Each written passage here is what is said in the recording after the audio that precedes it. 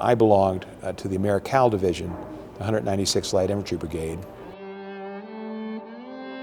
Basically, we were a grunt unit out in the field near Da Nang, and as is usually the case with either Marines or Army infantry, basically what we did was patrols. The day that I was hit, I was doing something that staff sergeants are never supposed to do. I was walking point.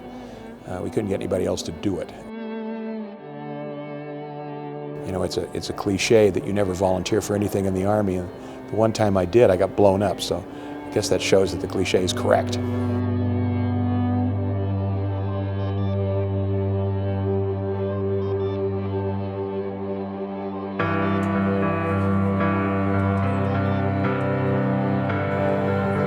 This is a series of relatively short. I mean, giving back is a part of my religious ethic. It's part of my religious duty. It's part of my religious obligation to give back, and I think we all have that. And it isn't just, as I said, restricted to my family. It's to the larger community. What Sun Sounds does for 24 hours a day, every day, is read newspapers, magazines, and that sort of thing for the visually impaired. It makes sense to pay off high-interest debt, private student. Oh my gosh, they love it. Because for them, our readers are not just someone reading to them, they're their friends. They tune in every week to listen to them. Reading for a whole hour is a lot harder than it seems, I'll tell you.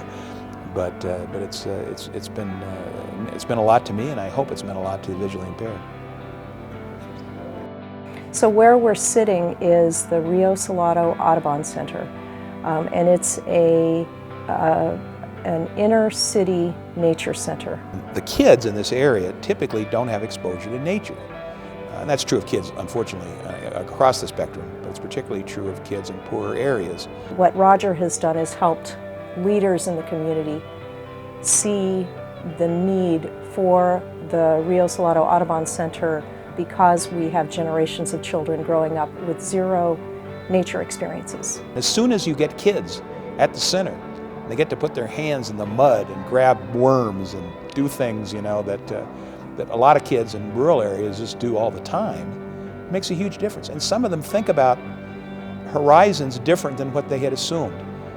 He said, I never talk about the war. You know, I don't like to talk about it, but even in the worst of times, he could take refuge in the beauty of nature around him in Vietnam. And that's kind of quintessential Roger, that there's always something beautiful worth valuing, and Roger's made this personal commitment to helping find those things and bring them out and protect them.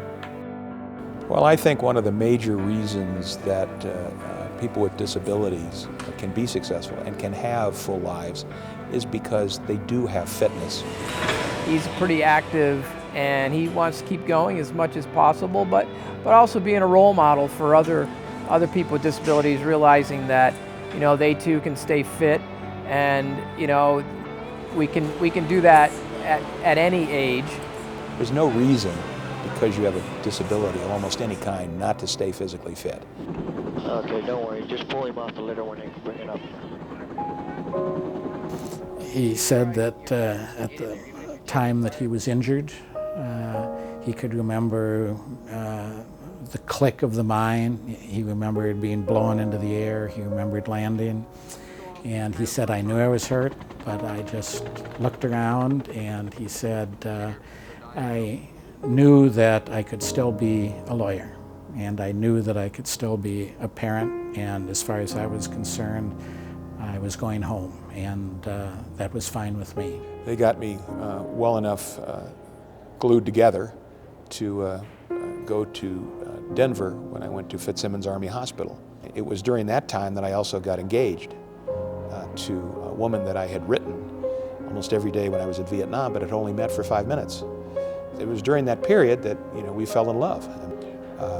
I was discharged. We got married in July of 1971. Took the next 30 days traveling all over the country, which she had not seen, and ended up in Durham, North Carolina at Duke University Law School. And that's where I spent the next 3 glorious years going through law school.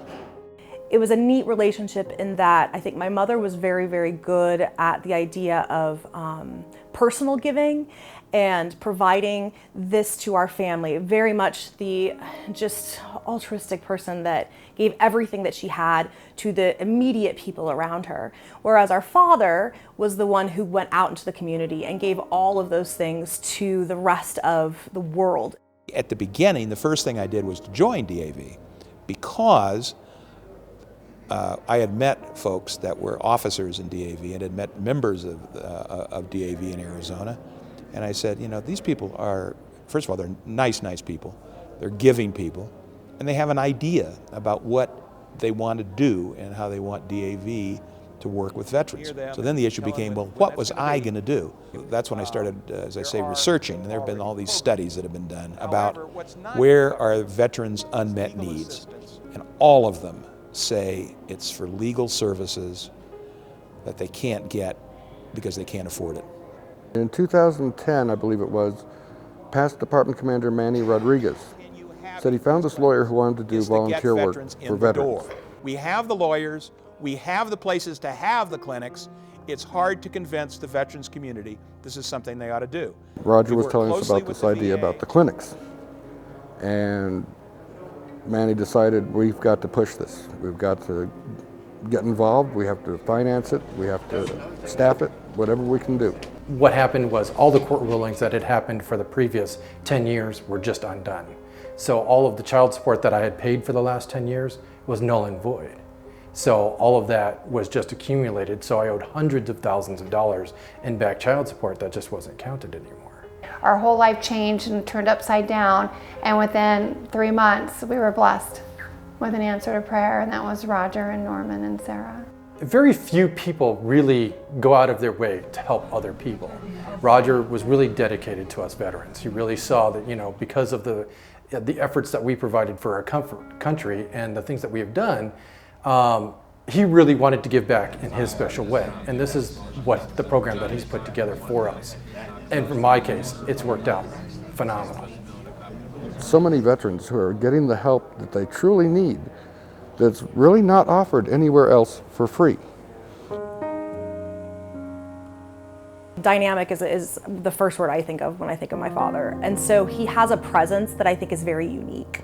And so just him interacting with anybody, not necessarily a veteran or somebody who's disabled, I think it's one of those things that has a great impact just because of who he is. Just his personality is impacting. I can think of about 10 veterans and just my immediate acquaintance that probably deserve this more than I do.